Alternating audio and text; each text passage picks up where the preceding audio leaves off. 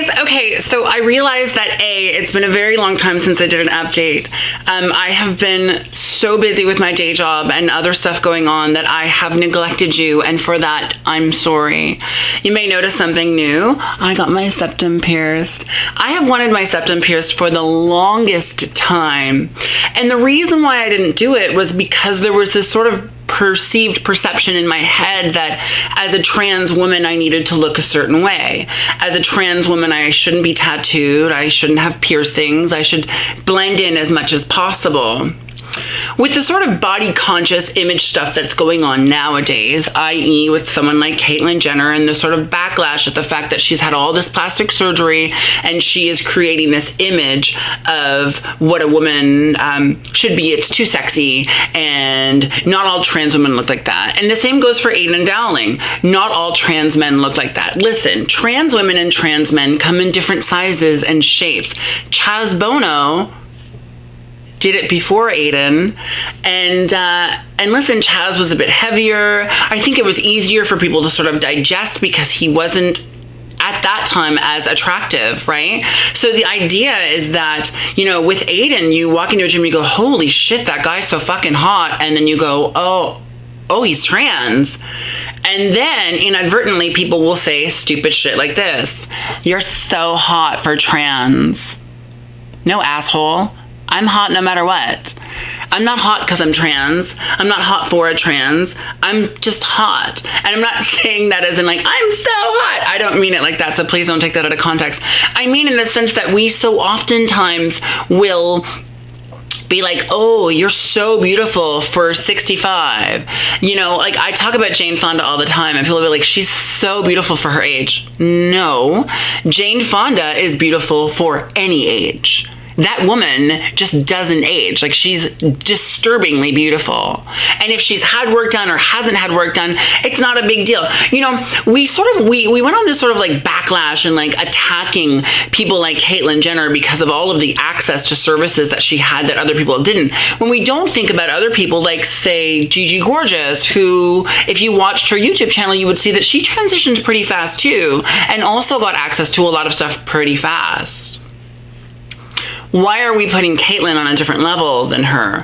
Are they not both the same sort of sexified image of what they think a woman should look like? Listen, I think a woman should look sexy, but my sexy and your sexy are different. There are people out there, believe it or not, who actually don't find me attractive. Where? I have no idea. I'm just kidding. No, but do you know what I mean? Like, there's people out there that don't find me attractive, and I'm okay with that. My love of my body and my love of who I am as a person isn't dictated by someone accepting my beauty. Does that make sense? And so now going all the way back around to back where we started, I had this sort of fear that if I had tattoos and I had piercings that I would no longer be able to blend in, I would stand out, and that scared me. I've always loved makeup, but always veered away from wearing makeup during the day, unless I'm at work, because I had this sort of image in my head of like, I don't want people knowing that I'm trans. I don't want people like, you know, attacking me on the street. But the reality is that whether I'm trans or not, it shouldn't matter. My body image is as valid as anyone else's body image. Not every trans person is going to be tall and skinny, or white for that matter. Believe it or not, not every trans person in the world is white. Who knew? Who knew? I say that tongue in cheek, by the way.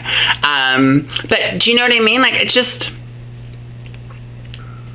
it's upsetting to think that we put certain people on pedestals and because they look a certain way, because they are aesthetically pleasing. And maybe I was put on a pedestal because I am aesthetically pleasing to look at. But it's upsetting because there's so much more to me than that. And if that's the only reason why you watch my channel or why you look at my videos is because you think I'm pretty, okay, great. But I truly and honestly hope that you see deeper than that and know that there is a person underneath all of this who is intelligent, who is thoughtful, and who is a nice person. Now, going on to something else, I We'll be back in the studio with Sean Prue on Sirius XM Canada Talks Channel 167.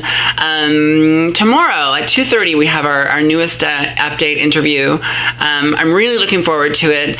The Caitlyn Jenner VIP ticket giveaway. It's funny because it's been a little slow, and I've realized that people have started trolling it on Twitter. Now, you know you're doing something right when people are trolling stuff. 'Cause yeah.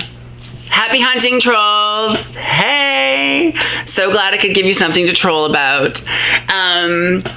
Anyone that says anything derogatory towards Caitlyn Jenner or any other trans woman or man for that matter is immediately blocked, and you know, the response is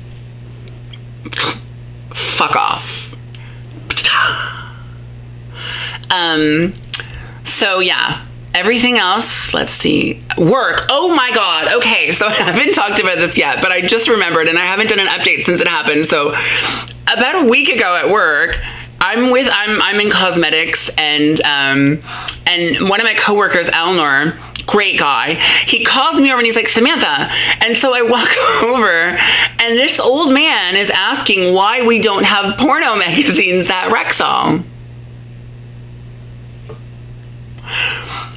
He is adamant about the fact that it is a respectable magazine and it should be everywhere, that we were a large city, and he doesn't understand why we don't have it. And my response, by the way, was probably the best response I've ever given to anyone in my life.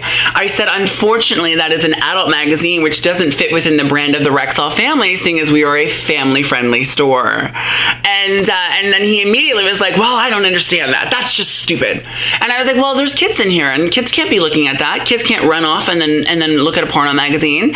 And so he walked out in a huff, and I wanted to acknowledge that because it was hilarious. It was genuinely hilarious. On that very happy note, I am gonna go and finish my glass of wine, edit this video, and have it posted for you. As always, my darlings, my lovelies, happy holidays. I hope that even if you don't have family, I hope that you are able to be with someone this holiday season. Someone who makes you laugh, who makes you smile, and occasionally maybe makes you cry. Who knows? But I hope those tears are tears of joy and not tears of sadness. As always, please never, ever, ever forget how much I love you, and never forget to comment, share, and subscribe. I will catch you all on the flip side, folks. Bye.